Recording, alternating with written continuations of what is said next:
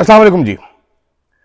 रात को मैंने एक खबर दी थी, कुछ तहरीक इंसाफ के लोगों ने राब्ता किया, कुछ खबर की तस्दीक की और साथ का जोर लगाया जा रहा है कि टिकट इरफान सलीम मरवत को ही मिले।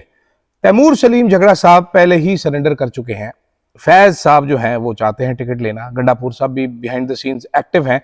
तो आज खबर यह कि अनाउंस किया जाएगा इरफान सलीम मरवत साहब को ही टिकट दी जाएगी। अगर इनको टिकट दी गई तो पूरी की पूरी जो एमपीएस हैं वो जरूर इनको वोट करेंगे बगैर किसी आए बाएं शाएं के। ये है मेरे पास इतलात। तो देखते हैं कि मुझे जो इतला दी गई वो ठीक है या गलत है, क्योंकि कल रात तक जो फैसला हुआ था वो तो ये था कि जनाब टिकट देनी है हमने किसी पैसे वाले को ताकि वो खर्चा उठा सके पार्टी का। दूसरी जानिब मफामत किस चीज की, किससे मफामत? तहरीक इंसाफ वालों को शायद अभी तक समझ नहीं आ रही कि जो ये गेम आप खेल रहे हैं, एक तो रूल्स नहीं है आपके पास, रूल्स जिसने बनाए हैं वो अपनी मर्जी से रोजाना रूल तब्दील कर देता है। दूसरा, वो आपसे मफामत किसी सूरत करना नहीं चाहता। इस सारी चीजों पर बात करूंगा। अलीमा खान इस वक्त जब आप देख रहे हैं तो धरना देके उठ चुकी होंगी इस्लामाबाद हाई कोर्ट के बाहर से, लेकिन वो इस्लामाबाद हाई कोर्ट के बाहर धरना दिए बैठी हैं कि मेरे भाई के केसेस सुन लो। डोगर साहब के पास टाइम नहीं है। डोगर साहब दुनिया के बहुत बड़े जूरिस्ट हैं, उनके पास टाइम नहीं होता जी। कैसर अहमद शेख साहब ने इंकशाफ किया हवाला हुंडी के हवाले से, उस पर भी बात करेंगे। लेकिन सबसे पहले और सबसे जरूरी, क्या एटमी जंग होने जा रही है? ट्रंपू साहब जो धमकियां लगा रहे हैं, जो बिल्कुल ही फ्रस्ट्रेट हो गए हैं। कहानी क्या है? मेंटल हो गया साडा बाबू ट्रंप, मेरा प्यारा क्यूट सा ट्रंप। क्या हुआ है, कहानी क्या है? इस सारी चीजों पर बात करूंगा। मैं हूं अदील राजा, आप देख रहे हैं मेरा यूट्यूब चैनल। अच्छा, मैंने एक बड़ी मुश्किल से वीडियो बनाई। वो वीडियो मैंने पब्लिक भी कर दी है, मेरे दूसरे चैनल पे है, अदील राजा पेट्स के नाम से मैंने बनाया था किसी ज़माने में, आज से 1-2 महीने पहले। बड़ा मुश्किल काम है, लेकिन वो वीडियो मैं लिंक शेयर कर दूंगा, आप देखिएगा ज़रूर और मुझे बताइएगा आपका क्या ख्याल है, इस पर फोकस किया जाए कि नहीं, क्योंकि बड़ा मेहनत तलब काम है, मेरे अकेले के बस की बात नहीं है। मेरी बस हो गई थी अभी, तो मैंने आपको एक एक चीज़ का रिव्यू देना था, मैं पहले ही थक गया। ठीक है, तो वो थकी हुई वीडियो हो सकती है, बट आपको आइडिया हो जाएगा कि if I push that channel तो उसमें क्या क्या चीज़ें हो सकती हैं। इससे बिल्कुल ही अलग है, हट के ज़रा सियासी पेट्स हैं हमारे, उस पर बात कर लेंगे थोड़ा सा। जनाबे वाला फीडबैक और सब्सक्राइब करना आपने भूलना नहीं है, क्योंकि बड़े पड़े व्यूज़ पता नहीं क्या हुआ, जो पहले आ रहे थे वो भी नहीं आ रहे। इसके मेरे पास कोई इलाज नहीं है, मुझे लोग देखना नहीं चाहते, मेरा ये ख्याल है। जनाबे वाला डोनाल्ड ट्रंप साहब, ट्रंपू भाई पागल हो चुके हैं। ट्रंपू भाई ने कल ऑल फॉल बकना शुरू कर दिया अचानक ही। ट्रंपू भाई ने धमकियां लगानी शुरू कर दी। ट्रंपू भाई ने कहा भाईजान मैं पुल तोड़ूंगा सारे, मैं इनके पावर प्लांट्स तबाह कर दूंगा। ठीक है, और ट्यूसडे 8 बजे ईस्टर्न टाइम उन्होंने कहा जी ये ब्रिज डे और प्लांट डे होगा, और उन्होंने कहा जी open the strait of Hormuz otherwise go to hell, तो मैं जंग में भेज दूंगा। दूसरी तरफ जनाबे वाला ट्रंप साहब का एक पायलट वहां पर डिग गया था, पायलट को रेस्क्यू करने के वो मजीद जहाज और हेलीकॉप्टर डगा बैठे, फिर बता रहे हैं कि हमारा ऑपरेशन बड़ा सक्सेसफुल रहा है, हम बड़े कामयाब रहे हैं, हमने छिक के रख दिए ईरान को, हमने तबाह व बर्बाद कर दिया ईरान को। मेरे को समझ नहीं आई कि जी ईरान अगर तबाह व बर्बाद हो रहा है तो ट्रंपू भाई के जो पायलट है ये क्यों डिग रहे हैं। लेकिन खैर, जो इसहाक डार की मीटिंग हुई थी एंकर्स के साथ, उसमें इसहाक डार काफी सरसीमा थे, काफी परेशान थे, तो वो परेशानी जो है कल बहुत ज्यादा बढ़ गई थी। चोई साहब, ट्रंप साहब की डेडलाइन तो आ गई थी, लेकिन उसके बाद जनाबे वाला तेहरान ने जो है उन्होंने कहा जी हम तो नहीं खोलेंगे। तेहरान ने इस टाइम पे जो उनका जवाब है, पाकिस्तान की जानिब से दोनों पार्टियों को एक प्रपोजल भेजा गया। जराए ये बता रहे हैं बैनुल अक़वामी, क्योंकि पाकिस्तानी सहाफ़ियों के पास ये खबर नहीं है तो मेरे पास भी नहीं, मैं भी पाकिस्तानी सहाफ़ी, बल्कि मैं बड़ा देसी जा सहाफ़ी, फुद्दू किस्म का सहाफ़ी चोई साहब।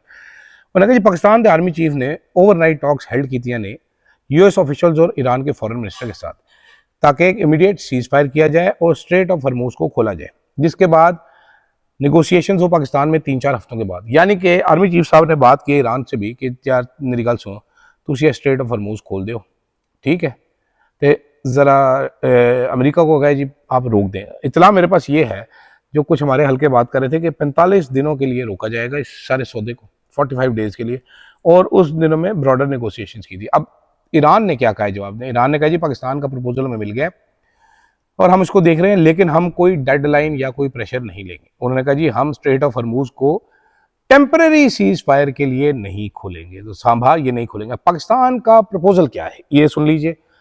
जंगबंदी का प्लान, उन्होंने कहा जी हम सालिस हैं, हम सालिस भी बड़े हैं ना। उन्होंने कहा जी 2 मरहलों पर मुश्तमिल मुआहिदा है, पहला सीज फायर, फिर हतमी डील। स्ट्रेट ऑफ हॉर्मोज सबसे पहले खोला जाए जिससे आलमी तजारत बहाल हो। अच्छा, ईरान के पास सबसे बेहतरीन हल ये है कि स्ट्रेट ऑफ हॉर्मोज को बंद रखे, दुनिया में प्रेशर तब बनता है, वो खुल जाएगा तो कोई इनको सीरियस लेगा भी नहीं। खैर, उन्होंने कहा जी 15 से 20 दिन में जामिया मुआहिदा तय पाने का इम्कान है, इस्लामाबाद अकॉर्ड होगा इसका नाम, और फील्ड मार्शल सैयद आसिम मुनीर की अमरीकी और ईरानी क़यादत से मुसलसल रब्ते किए हैं सालिसों के दरमियान। ईरान ने किसी हतमी रजामंदी का इजहार नहीं किया जंगबंदी के लिए। पाकिस्तान, चीन और अमरीका की मुश्तरका कोशिशें हैं। इस पे ट्रंप साहब अब कह रहे हैं जी आपका जो न्यूक्लियर प्रोग्राम है ना उस पर हम पहले की निस्बत नरमी करेंगे। ठीक है, ट्रंप साहब जो है वो कह रहे हैं कि भाईजान मैं फौरी तौर पर आप वो जंगबंदी करें, ईरान हमारे साथ डील करे, स्ट्रेट ऑफ हॉर्मूज खोले, वरना हम आपका हॉर्मूज खोल देंगे। अब दुनिया सारी जो है वो ये कह रही है कि भाईजान ये आलमी जंग की तरफ बढ़े हैं। ट्रंप साहब जो हैं वो अपने पागलपन में, इनके दिमाग की कोई नस फट जाएगी या कहीं और की कोई नस फट जाएगी, ये तीसरी आलमी जंग शुरू करवा देगा, सारे बढ़ जाएंगे। अगर ये ना भी हुआ तो आप ये यकीन रखिए कि एक ग्रेट डिप्रेशन या रिसेशन का एक सेशन आने वाला है। लग ऐसे ही रह के एक हफ्ता मजीद हो गया तो रिसेशन हो जाएगा। अदील राजा साहब पहले ही रिसेशन में ऐसे करके बड़े होंगे तो मजीद हम रिसेशन में चले जाएंगे। तो इस रिसेशन के बचने के लिए ज़रूरी है कि हमारे फील्ड मार्शल साहब जो कि अन्यवात रब दी रात कोशिश कर रहे हैं वो कोई कोशिश उनकी कामयाब हो जाए। दूसरी जानिब एक वफाकी वजीर है हमारे, अब ये एंड में करते हैं, ज़रा ये एंड में करते हैं। दूसरी जानिब आज इमरान खान साहब का केस था। इमरान खान साहब का केस जो है वो आज फिर नहीं सुना गया। डोगर साहब बिजी थे।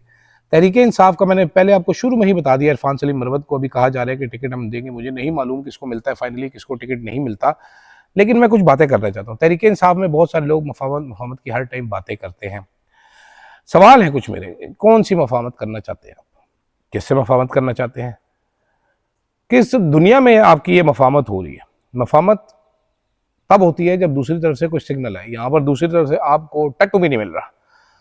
तो तहरीक इंसाफ जो है वो लीडरशिप जो है वो बैठ के ख्वाब देख रही है जनाब, पुट्ठे सीधे। ठीक है, हम ये कर दें, इस तरह कर लें, हम इधर खुफिया मुलाकात करके हम इस पर एग्री करते हैं। दूसरी तरफ लोग उठाए जा रहे हैं। मूसाविर यंग पढ़ा लिखा आदमी, उसको उठा लिया गया है। ठीक है, सियासत तो नहीं, वन साइडेड गेम आपके साथ खेला जा रहा है। इस गेम में आपको बेवकूफ़ बनाया जा रहा है। आप कहते हैं जी हम मफामत करेंगे, मुझे ये समझा दें किससे करेंगे? जो बात नहीं करना चाहता आपने उससे करनी है। जिनके वर्कर्स अभी तक उठाए जा रहे हैं वो रिकन्सिलिएशन करेंगे। मफामत तो है नहीं, धोखा है। आपके लीडर के साथ क्या हो रहा है? टके का रिलीफ नहीं मिल रहा। आपकी पार्टी के साथ क्या हो रहा है? टके की स्पेस नहीं मिल रही। नरेटिव फिर आपका क्या है जनाब? मफामत।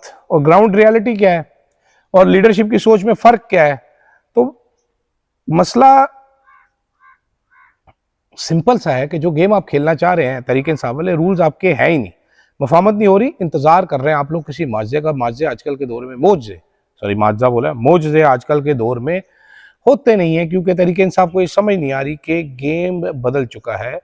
वो पॉलिटिकल स्ट्रेटजी नहीं कर रहे, विशफुल थिंकिंग लेकर बैठे हुए हैं। और जब दूसरी साइड रेडी नहीं है तो कहाँ से सिग्नल आएगा आपको? आप इमरान खान को छोड़ भी देंगे तो आपको कोई फायदा नहीं होगा, क्योंकि ग्राउंड रियलिटी तो है नहीं। आप इल्यूजन में बैठे हुए हैं। आपकी जो पावर है, आपका जो पावर सेंटर है वो है अवामी ताकत, एहतजाज। उसको छोड़कर आप बैठे हुए हैं और फुदू किस्म के आप ख्वाब देख रहे हैं कि जी हम ऐसे करें तो ऐसे हो जाएगा, ऐसे करें तो ऐसे हो जाएगा।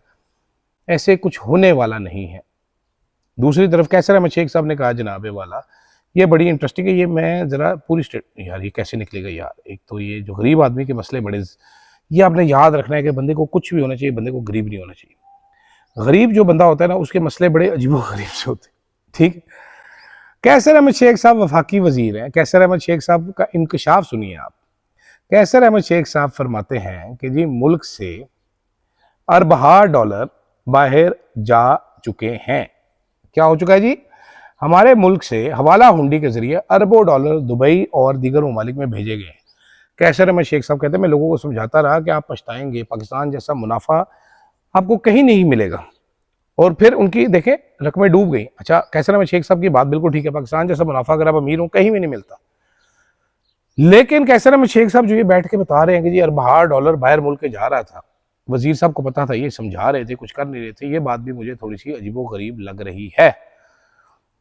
शहबाज शरीफ की हुकूमत जो है जनाबे वाला, इनकी ख़ास बात ये है कि ये लोग मीडिया को पैसे देके अपने आप को ऐसा पॉलिश करके पेश करते हैं कि जैसे इनसे अच्छा कोई है ही नहीं। हकीकत उसके बिल्कुल बरक्स है।